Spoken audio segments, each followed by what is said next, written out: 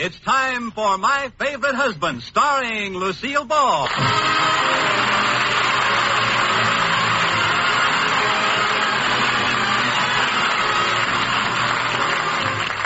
Yes, it's the Gay Family series starring Lucille Ball with Richard Denning as Liz and George Cooper. Two people who live together and like it.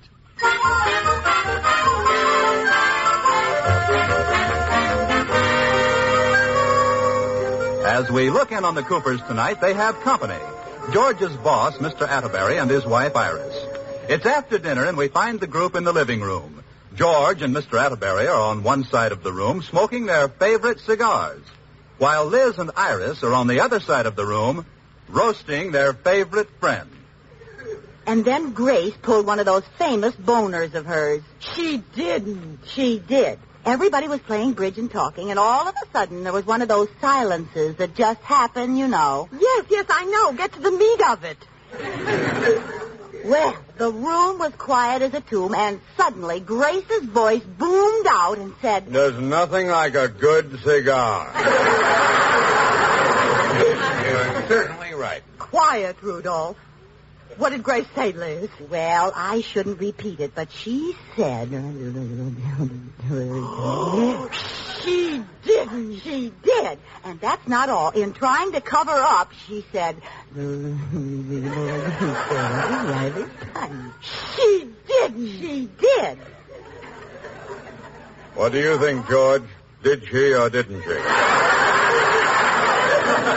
I don't know, but if Liz says she didn't, she probably did. Why don't you two just smoke your cigars and be quiet? Just ignore them, Liz. Tell me, what was she wearing? What do you think? No, not again. She didn't. She did. Looks like Grace did it again, Mr. Atterbury. Rudolph, did you hear what happened to poor dear Charlie at the bank yesterday? No, George. Tell me what happened to poor dear Charlie, and don't spare any of the juicy details. Never mind, you two. Well, you know that blonde cashier at the bank. Well, everyone knows. He didn't. He did.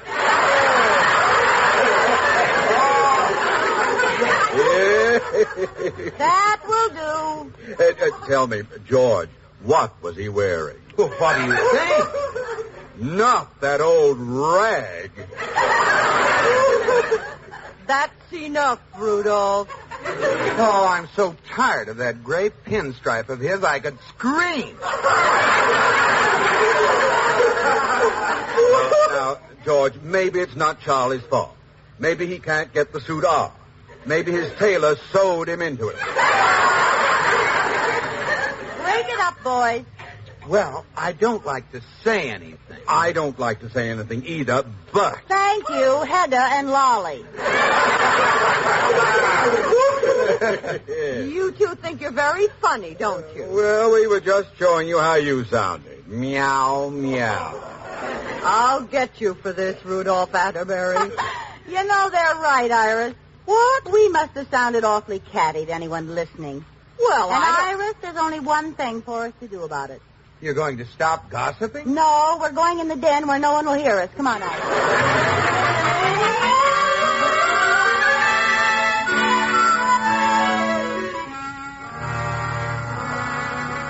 Good night, Iris. Good night, Mr. Atterbury. Good night, folks.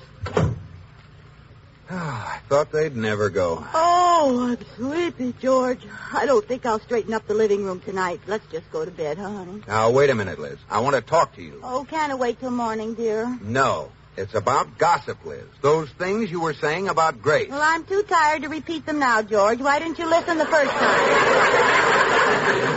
That's not what I mean. I don't want to hear any gossip. I could make you a good trade. I'll swap you for what Grace did for what Charlie did. Now, don't try to be funny. Now, what I heard tonight was not very becoming, Liz. You know I detest gossip in any form. So do I. So do you. Yes, I hate gossip just as much as you do, but it's the only way I can get any dirt. All right, Liz. If you enjoy indulging in something that's petty, cruel, and malicious, go ahead. But I don't, George. Gossip is usually completely untrue. At best, it has the facts all twisted, and it ends up hurting innocent people, sometimes very badly. Gee, you make it sound so bad. I mean to. Well, all right, George, I'm sorry.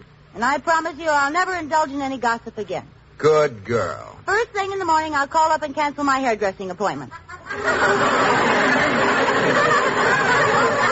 Now, what does that have to do with gossip? You don't think women go to beauty parlor to have their hair done, do you? Well, I was under that impression. Well, then you don't know Bessie, my beauty operator. She's the Drew Pearson of the mud pack. Well, Liz, the thing to do is have your hair done, but don't listen to Bessie. You know, it'll take a little willpower. Not listening to Bessie doesn't take willpower. It takes earplugs. But I'll do it.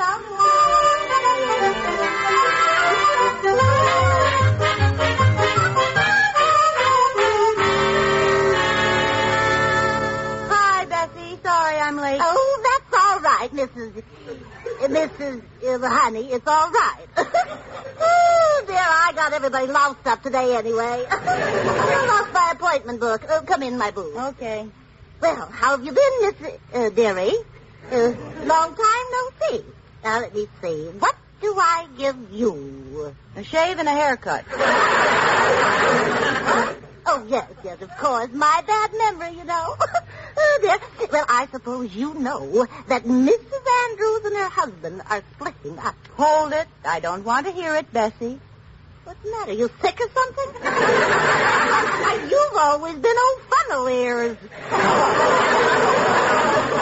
Well, my husband convinced me that gossip is vicious, and I promised him I wouldn't listen to any more of it. Oh, well, then you don't want to hear the real reason why Mrs. Andrews and her husband are splitting up? No, I don't want to hear it. Okay. Don't try to tell me.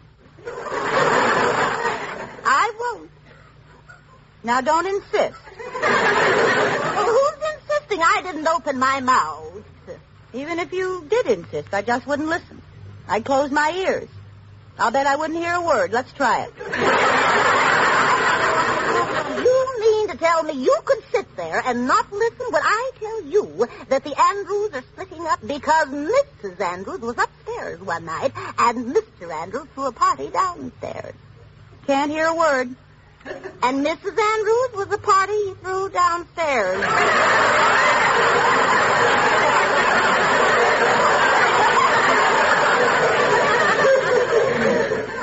I didn't hear any of it, the dirty bum. Got anybody else I don't want to hear about? Yes, you just gotta not hear this one. It's all about...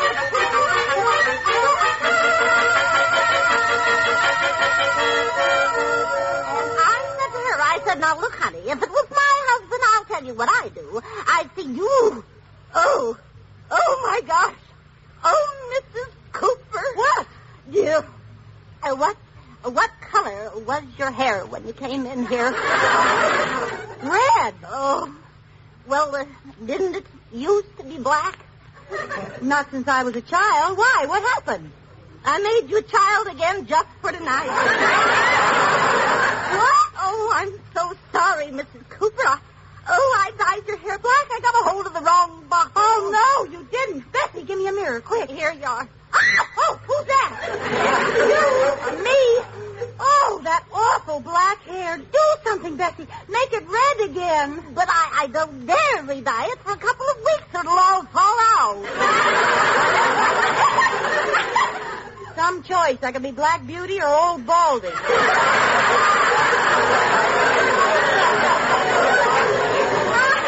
a matter of fact, Mrs. Cooper, I think you look real good with black hair. Well, I don't like it. Oh, George, you'll kill me. Bessie.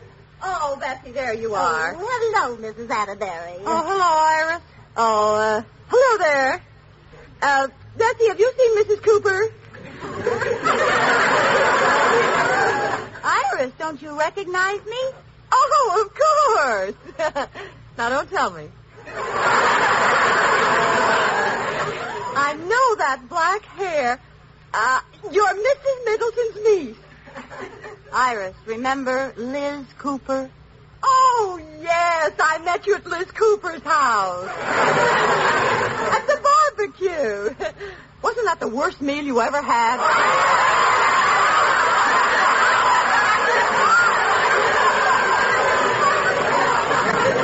Yes, I don't see how you stuffed down 4 steaks all by yourself. What? Why, you're Liz Cooper. Oh, no, girl.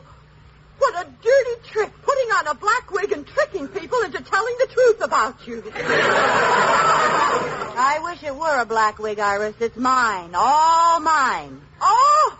How did it happen? Bessie used the wrong bottle of dye. She didn't. She did. Oh, what am I going to do? I'm supposed to meet George for lunch. Well, now, this is no excuse, but I don't think it was bad at all. Do you, Mrs. Atterbury? Once you get used to it, it's rather becoming. Do you really think so? So help me. From a certain angle, you look sort of like that actress, Lucille Ball. Oh, she's pretty. Do I look like her, Iris? Nah. Lucille Ball never saw the day she looked as young as you do.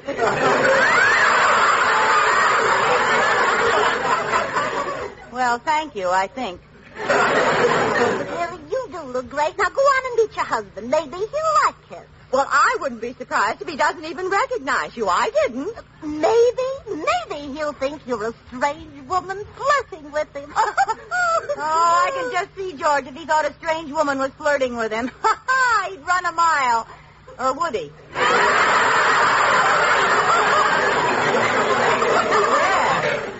Would he? I think I'll just go down and test him out.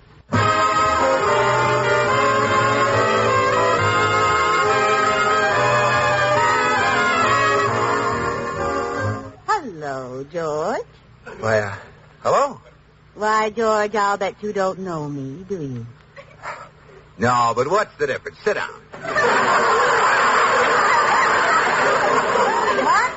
What?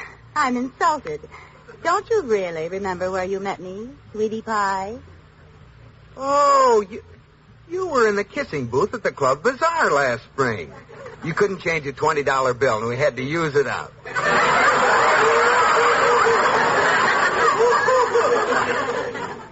Guess again, I dare you. Yeah, your face looks familiar. Oh, you're the girl who danced at the Club Smoker last winter. What's my face got to do with that? Oh, I know, sure. I taught you to swim last summer when my wife was out of town. No, but go on. This is very educational. Oh, come on. Sit down and tell me who you are. But aren't you expecting someone? No, no one important. Really? No, just my wife. Oh. And I know she'll be a half hour late. You know, I think I've seen you with your wife. Isn't she a gorgeous redhead with a stunning figure? No, that wasn't my wife. Now, she's short and dumpy. Well. Now, you've got what I call a stunning figure, honey. Oh. And is there anything else you'd like to say? Yeah. Where'd you get that black wig, Liz? Oh!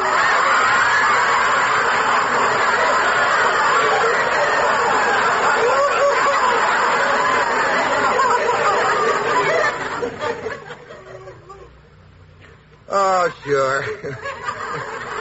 What are you doing with that fake black hair? George, Bessie got the wrong dye by mistake. This is my hair. Does it look too awful?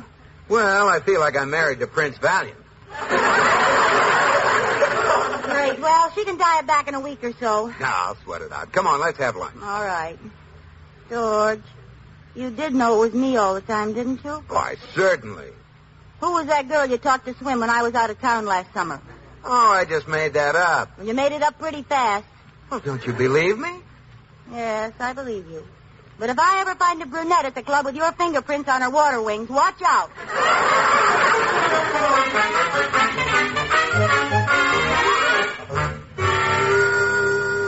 Mrs. Cooper, I just can't believe it's you with that black hair. Oh, you'll get used to it. It'll only be this color for 2 weeks. Then I'll go back to my natural dyed red. Hello. Liz, this is Grace. Oh, hi, Grace. What's up? And now, Liz, honey, it's none of my business, and I want you to realize I'm only doing this because I'm one of your best friends. Doing what?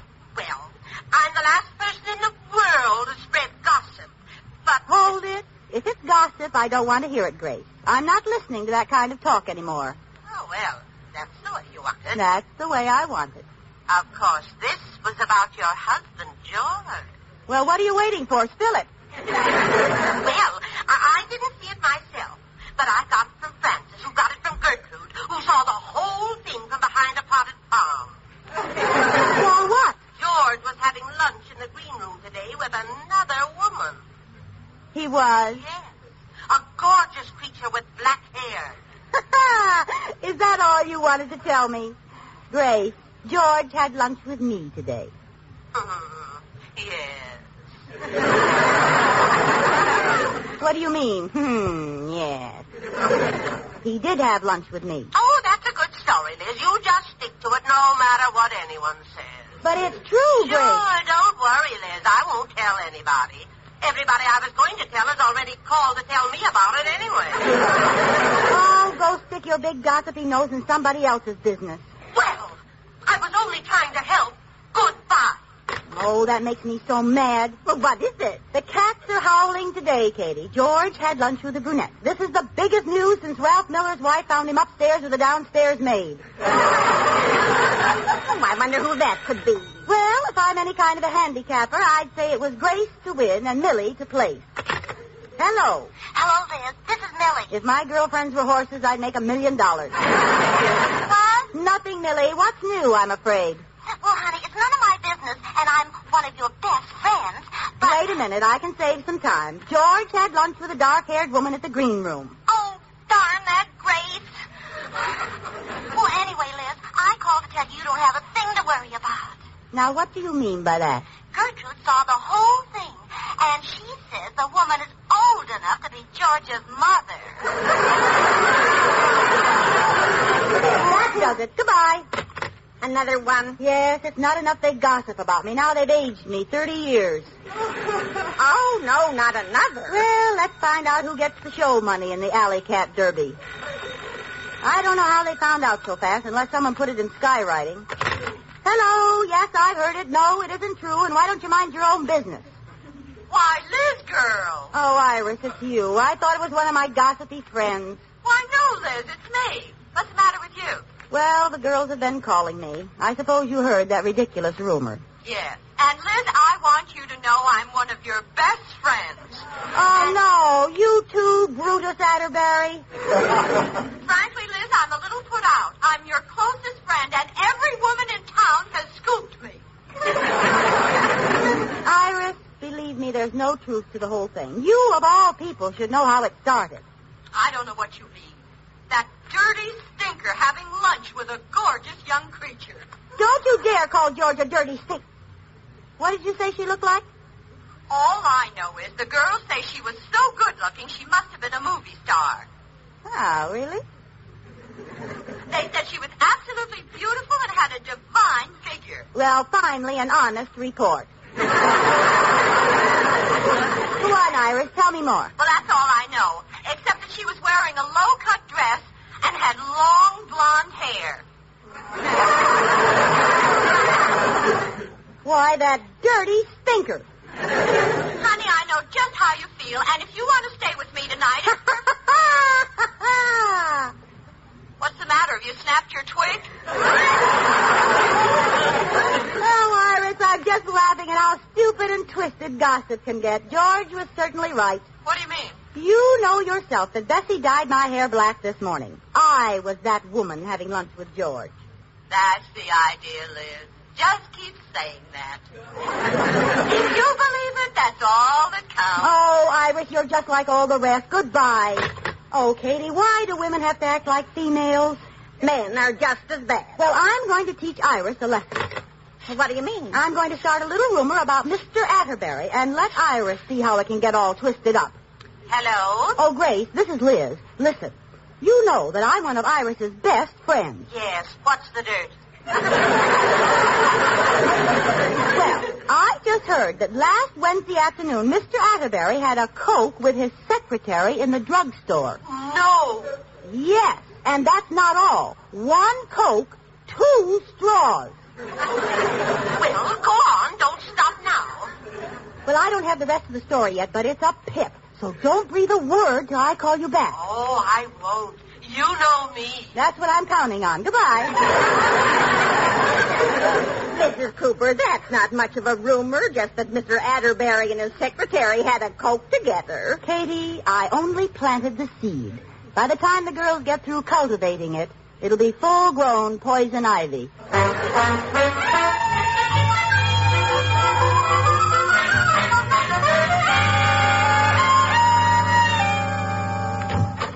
Hey, Liz, honey, I'm home. Oh, George, am I glad to see you. What a day this has been. What do you mean?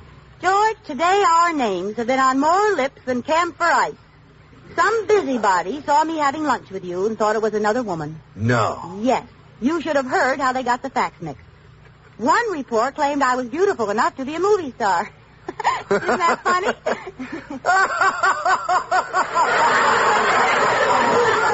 Well, it isn't that funny. Well, I was just agreeing with Well, you. you didn't have to agree so hard and so fast. George, I'm so disappointed. Even Iris joined in. I got so angry I started a rumor right back at her about Mr. Atterbury. What? Just to teach her a lesson. I told Grace he was seen Wednesday afternoon in the drugstore having a Coke with his secretary. The last person who called to tell me had it changed to Saturday night at the Continental nightclub with a beautiful blonde. Liz, what's the matter with you? Do you want to get me fired? Oh, now don't worry, George. I just want to show Iris that a rumor that has absolutely no basis in truth can spring up and travel like wildfire. You call her right now. I'm taking no chances. Oh, all right. I'll call her, only I'd like to wait and see what it finally gets twisted into. Do it right now. Oh, now I wonder who that is. Oh, probably one of my friends who doesn't have a phone, so she's coming over to tell me the news in person. Hello, Liz girl. May I come in? Why, certainly, Mr. Atterbury. What's the matter? Hello, Mr. Atterbury. Hello, George boy. I've brought my toothbrush and pajamas. I wonder if I can spend the night at your house. Yes, of course. Iris has locked me out. Locked you out? Why? She heard a rumor about me, and she's furious. Well, goodbye, everybody. Come back here. Oh, I've never seen her so angry. Mr. Atterbury, I think Liz has something to tell you. Oh, George, now... Liz? Well, Mr. Atterbury, I started that rumor. What? Cooper, you're fired. What for? What did I do? You married a nincompoop. Well, you don't have to be that upset about it, Mr. Atterbury. Oh, don't I? Well, I started this innocent rumor, and I can call Iris right now and fix the whole thing. Well, see if you can fix this. I really was at the Continental Club Saturday night with a beautiful blonde. Oh, no!